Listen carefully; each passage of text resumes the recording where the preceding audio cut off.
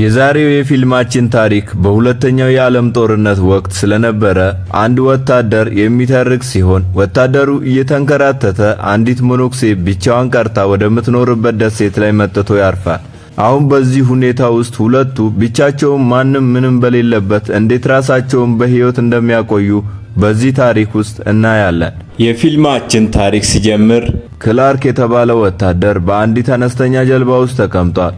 ሁኔታው በጣም አስከፊ ቢሆንም ወደፊት እርዳታ እንደሚያገኝ በማሰብ በሆነ መንገድ ራሱን በሕይወት አቆይቷል። በዚህች ጀልባ ካለፈባቸው ቀናት በኋላ ዛሬ በመጨረሻ ከፊቱ የምድር ምልክት ይታየዋል።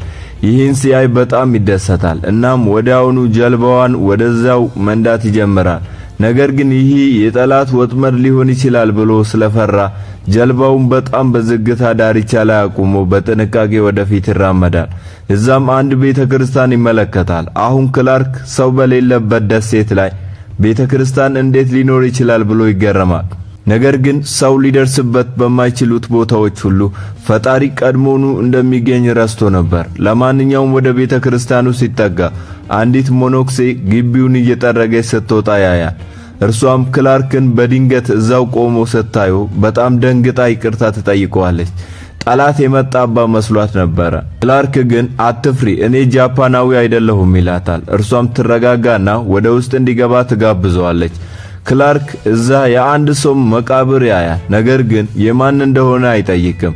በመቀጠልም መነኩሴዋ ስለራሷ አንዳንድ ነገሮችን ትነግረዋለች። ስሟ አንጀሊና እንደሆነና እምነትን ለማስፋፋት የምትጥር መነኩሴ እንደሆነ ትገልጻለች። ከዚህም በፊት የእርሷ ሰዎች እዚህ ሰዎች መልካም መንገድ እንዲከተሉ ለማስተማር ወደ ደሴቲቱ መጥተው ነበረ። ነገር ግን እዚህ የጠላት ጦር ሰፍሮ እንደሚገኝ አላወቁም ነበረ። በዚህ ስህተታቸው ምክንያት ጃፓናውያን በቁጥጥር ስር አዋሏቸው።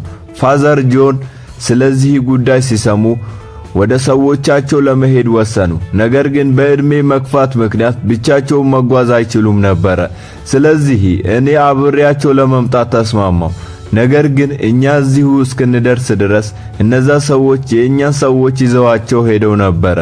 ከዛ በኋላ ስለነሱ ምንም የታወቀ ነገር የለም። አንዳንዶች እንደሚሉት ከሆነ ሁሉንም መነኩሴዎች ለባርነት ሸጠዋቸዋል፣ አንዳንዶቹን ደግሞ ገድለዋቸዋል። ፋዘር ስለነዚህ ነገሮች ሲሰሙ ራሳቸውን መቆጣጠር አልቻሉም። በዚህ ምክንያት ሕይወታቸው አለፈ።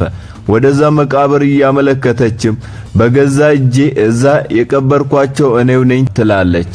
ከዛ ጊዜ ጀምሮ እዚህ ብቻዬን እኖራለሁ፣ ማንም ሊያደነኝ አልመጣም፣ እኔም የተገደልኩ መስሏቸው ሊሆን ይችላል አለች።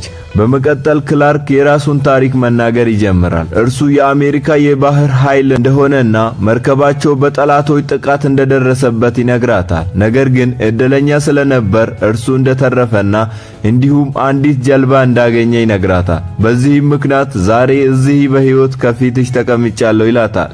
ነገር ግን የውጭው ሁኔታ በጣም አስከፊው እንደሆነና ማንም ስለሌላው ሰው ሕይወት እንደማይጨነቅ ይነግራታል።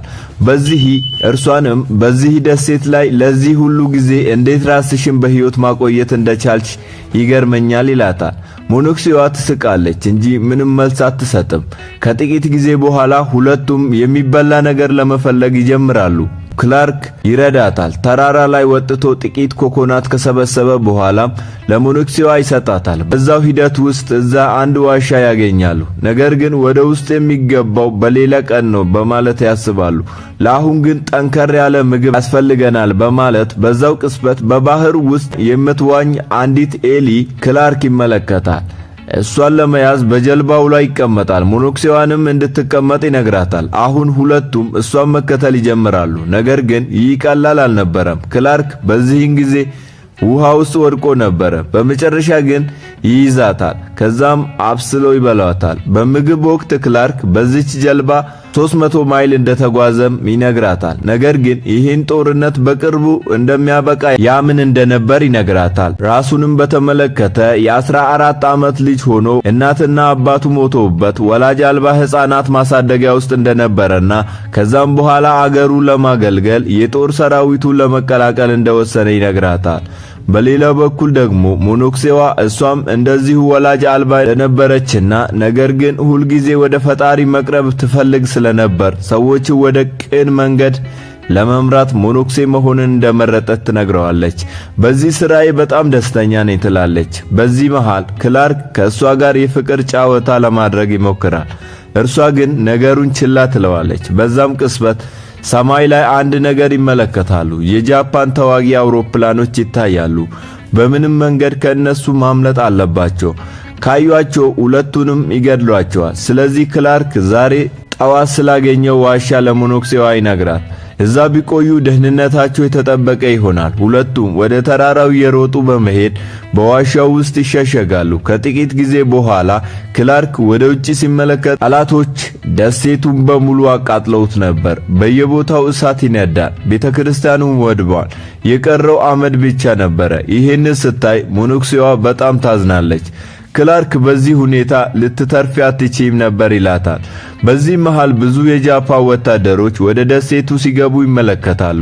ምናልባት እዚህ ሰው እንዳለ ጥርጣሬ ሳይገባቸው አልቀረም። በማግስቱ ጠዋት ክላርክ ከእንቅልፉ ሲነቃ የውጪ ሁኔታ አስከፊ ነበረ። ከደሴቲቱ ለመውጣት ብቸኛው መንገድ የነበረችውን ጀልባውንም አቃጥለውበታል። አሁን እንዴት ከዚህ መውጣት ይቻላል በማለትም ራሱን ጠየቀ። ሞኖክሴዋ በበኩሏ የተቃጠለውን ቤተክርስቲያን እያየች ታለቅሳለች። ነገር ግን በድንገት የባህር ዳርቻ ላይ ብዙ ወታደሮች ሲመጡ ያያሉ። ቁጥራቸው በጣም ብዙ ስለሆነ እንደገና ተመልሰው ወደ ዋሻው ይሸሸጋሉ። እዚህን ጊዜ ሞኖክሴዋም ራሴን ለእነሱ አሳልፌ ልስጥና አንተ ትረፍ ትላለች። ክላርክ ግን ፈጽሞ አይሆንም ይላታል። እነሱ ከመሞትሽ በፊት ከባድ ስቃይ ያደርሱብሻል። ስለዚህ እዚህ መደበቁ ይሻላል በማለት ያስረዳታል። ምሽት ላይ ጨለማ ሲሆን ክላርክ በድብቅ ወደ ባህር ዳርቻው ሄዶ አሳ ለማጥመድ ይሞክራል። ነገር ግን የጃፓን ጀልባ በዛ ስለምታልፍ መደበቅ ይኖርበታል። ወታደሮች ጥበቃ ላይ ስለነበሩ ለረጅም ጊዜ እዛ ለመቆየት ይገደዳል። ወደ ዋሻው ቢመለስ ሊገደል ስለሚችል ሰውነቱን በጥቁር ጭቃ ቀብቶ ወደ ጃፓን ወታደራዊ ካምፕ ለመግባት ይገደዳል። እዛም አንዳንድ ምግቦችን መሰብሰብ ይጀምራል። ነገር ግን አንዳንድ ወታደሮች መጥቶ እዛው ስለተቀመጡ ክላርክ ሌሊቱን ሙሉ እዛው ለመቆየት ይገደዳል። በማግስቱ ሞኖክሴዋ ስትነቃ ክላርክን አታገኘውም። በጣምም ትጨነቃለች። በሌላ በኩል ክላርክ ብዙ ምግቦችን ሰብስቦ ወታደሮቹ ለልምምድ ሲወጡ ከካምፑ ያመልጣል። ሞኖክሴዋ ግን የተኩስ ድምፅ ስትሰማ ክላርክ የተገደለ መስሏት ድንጋይ ላይ ተደፍታ ማልቀስ ትጀምራለች። በዚህ መሃል ክላርክ ይመጣል። ዋሻው ውስጥም አደጋ ስላለ ብቻዋን መውጣት እንደሌለባት ነግሯት ይቆጣታል። ወዲያውኑ ወደ ውስጥ አስገብቶም ዳግመኛ እንዳትወጣ ይመክራታል። ከዚያም ከካምፑ ሰርቆ ያመጣቸው ምግቦች ያሳያታል። ሞኖክሴዋ ግን በጣም ደንግጣ ስለነበር ከእንግዲህ ወደ ውጭ ስትሄድ ነግረኸኝ መሄድ አለብህ ትለዋለች። አለበለዚያ እኔም እየወጣው እፈልግሃለሁ ትለዋለች። ክላርክም ቃል ይገባላታል። አንድ ቀን ክላርክ ለሞኖክሴዋ ማበጠራና ቀይ ጽጌረዳ አበባ ይዞላት ይመጣል። የፍቅር ጨዋታ ለማድረግ ቢሞክርም ሁኔታው ሊመቻችለት አልቻለም ነበር። እዛም ሞኖክሴዋ ማበጠሪያውንና ያንን ቀይ ጽጌረዳ ዝም ብላ እንደ ስጦታ ትይዘዋለች። ክላርክም ሞኖክሴ መሆን መተው ትችል እንደሆነ ይጠይቃታል። እርሷም ሊሆን ይችላል፣ ነገር ግን ሁሉንም ነገር መተው ይኖርብኛል። አንዲት ሞኖክሴ ወደ ዓለማዊ ሕይወት ስትመለስ ፈጣሪ ይቅር አይላትም። ከሞት በኋላ ነፍሷ ሁልጊዜ ትሰቃያለች ትላለች። በተጨማሪም ሞኖክሴ ለመሆን የ5 ዓመት የሙከራ ጊዜ እንደሚሰጥና በእነዚህ ዓመታት ውስጥ ትክክለኛውን ውሳኔ ማሰብ እንደሚገባ ትገልጽለታለች። እርሷም የ5 ዓመት ጊዜ ለመሙላት 1 ወር ብቻ ነው የቀረው ትላለች። ስለዚህ ሞኖክሴዋ 5 ዓመቱን ጨርሳ ሙሉ በሙሉ ሞኖክሴ መሆኗን እንዳልወሰነች እየነገረችው ነው። በዚህ መሃል በድንገት አንዳንድ ድምጾች ይሰማሉ። ክላርክ ወደ ውጪ ወጥቶ ሲያይ የጃፓን ወታደሮች እየሄዱ መሆኑን ይረዳል። ይህም ለእነሱ ጥሩ ምልክት ነበረ። በዚህን ጊዜ ሁለቱም በጣም ተደስተው ደስታቸውን ይጋራሉ። ክላርክ ትክክለኛውን አጋጣሚ ተጠቅሞ የልቡን ሐሳብ አውጥቶ ያካፍላታል። በየቀኑ ያንን ጽጌረዳ ሊሰጣት ሊያገለግላትና ሙሉ ሕይወቱን ከእርሷ ጋር ሊያሳልፍ እንደሚፈልግ ይነግራታል። እንደዚህም ይላታል፣ ይህ ጊዜ በሕይወቴ በጣም ውድ ነው፣ ምክንያቱም ከሞት ጋር ተዋግቻለሁ። ከጥቂት ቀናት በፊት የነበረኝን ሁኔታ ብታይ እንዴት በሕይወት እንደተረፍ አታምኝም ነበር ይላታል። እኛ ወታደሮች ሀገራችን ከሁሉም ትቀድማለች፣ ለዚህም ቤተሰባችንን ትተን እንሄዳለን። ግን አንዳንዴ ብቸኝነት ይሰማናል። በሚቀጥለው ወር ሞኖክሴ የመሆን ውሳኔሽን ቀይሪ ሲል ይጠይቃታል። እሷ ግን ይሄንን በእጄ ላይ ያለውን የብር ቀለበት ታያለ? ይህ ለኢየሱስ ክርስቶስ ቃል ስንገባ የምንለብሰው ነው። ከ5 ዓመት በኋላ ደግሞ የወርቅ ቀለበት እንለብሳለን። ሕይወታችን እንዲሁ ይቀጥላል። ይሄንን ማድረግ አልችልም ትላለች። ክላርክ በዚህ አዝኖ ወደ ባህር ዳርቻው ይሄዳል። አንጀሊና ወደ እርሱ ትመጣለች። ክላርክም ምናልባት ውሳኔሽ ትክክል ሊሆን ይችላል፣ ምክንያቱም እኔ አብዛኛውን ጊዜ በጦር ግንባር ስለምሆን በሕይወት መኖሬን እንኳን እርግጠኛ ልትሆኚና ልታውቂ አትችይም ይላታል። ያንኑ ምሽት ምግብ እየበሉ ሳለ ክላርክ የጃፓን መጠጥ አግኝቶ ይጠጣል። በጣም ሰክሮ ስለነበር የማይሆኑ ቃላትንም መናገር ይጀምራል። ሞኖክሴ ሆነሽ ምን ታደርጋለሽ? እኔም ብታገቢ ይሻላል እያለ ሊያስገድዳትም ይሞክራል። አንጀሊና ከዛ ተነስታ አምልጣው በመሄድ ሌሊቱን ጫካ ውስጥ ታሳልፋለች። በማግስቱ ክላርክ ሲነቃ አላገኛትም። ወደ ጫካው ሮጦ ሲሄድም በዝናብ በስብሳ ራሷን ስታ አገኛት። ወዲያውኑ ወደ ካምፑ ተሸክሟትም ያመጣታል። ነገር ግን በዚህን ጊዜ የጃፓን ወታደሮች ተመልሰው መጥተው ነበር። እሱም ወዳው ወደ ዋሻው ይዟት ይገባል። ነገር ግን አንጀሊና ሞቃት ልብስ ያስፈልጋት ነበረ። ክላርክ ሕይወቱን አደጋ ላይ ጥሎ ወደ ጃፓን ካምፕ በመሄድ ልብስ ይሰርቃል።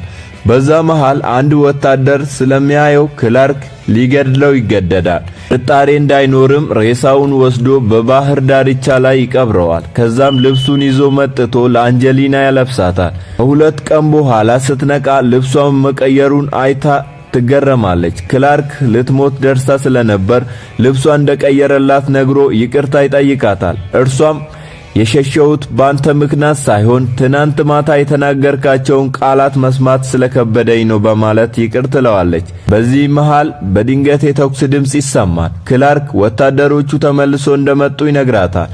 አንጀሊና ምናልባት ፈጣሪ ሞኖክሴ እንዲሆን አልፈለገም ይሆናል፣ ወይም ደግሞ እንደ አዳምና ሔዋን እኛንም አብረን ወደ እርሱ እንድንሄድ ፈልጎ ይሆናል ትላለች። ክላርክ ግን ይሄንን አሁን ላይ መቀበል አልቻለም። ወደ ውጪ ሲወጣ ደሴቱ በእሳት እየተቃጠለች እንደሆነ ያያል። ወታደሮቹ የጓደኛቸውን ሬሳ አግኝተው ገዳዩን እየፈለጉ ነበር። ክላርክ ራሱን አሳልፎ ለመስጠት ቢወስንም አንጀሊና ትከለክለዋለች። ወታደሮቹም ዋሻቸውን አግኝተው ውጡ፣ ካልሆነ በቦምብ እናፈርሰዋለን ይላሉ። ክላርክም ሞቱን አምኖ ይቀመጣል። አንጀሊናም መጸለይ ትጀምራለች። ነገር ግን በድንገት የቦምብ ፍንዳታ ድምጽ ይሰማል። በዚህን ጊዜ የአሜሪካ ወታደሮች እንደመጡ ክላርክ ይረዳል። ነገር ግን በየቦታው ቦምብ ስለሚፈነዳ መውጣቱ አደገኛ ነበር። ክላርክ አሜሪካውያኑ በጃፓን ወታደሮች በተቀበረ ቦምብ ሊገደሉ እንደሚችሉ ስላሰበ ሕይወቱን አደጋ ላይ ጥሎ ወጥቶ ቦምቦቹ ማምከን ይጀምራል። በሂደቱም ክላርክ ይቆስላል። ነገር ግን የብዙ ወታደሮችን ሕይወት ያድናል። ሁኔታው ሲረጋጋ ሁለቱም ወደ ውጪ ይወጣሉ። አንጀሊና የክላርክን ቁስል ታክማለች። ክላርክም አሁን መለያያችን ነው፣ ምናልባት ዳግመኛ አንገናኝም ይሆናል ይላታል። እርሷ ግን ሁልጊዜም በልቤ ውስጥ ትኖራለህ፣ በእነዚህ ቀናት የመኖርን ተስፋ ሰጥተኸኛል፣ ተለያይተን የትም ብንሆን አንተ የቅርብ ጓደኛዬ ነህ ትላለች። የአሜሪካ የባህር ኃይል ወታደሮች ደርሰውም ክላርክን በቃሬዛ ይዘውት ይሄዳሉ። አንጀሊናም ከኋላው ትከተላለች። ምንም እንኳን የታሪካቸው ፍጻሜ ባይሳካም ያሳለፉት ጊዜ ግን በልባቸው ውስጥ ሁልጊዜም ጥሩ ትዝታ ሆኖ ይቀራል እያለ የዛሬው የፊልማችን ታሪክ በዚህ ያበቃል። ቤተሰቦች ፊልሙን ከወደዳችሁት ላይክ እና ቻናሉ ሰብስክራይብ በማድረግ ቤተሰብ ይሁኑ። መልካም ጊዜ። በሌላ የፊልም ዳሰሳ እስከምንገናኝ ቸር ቆዩ።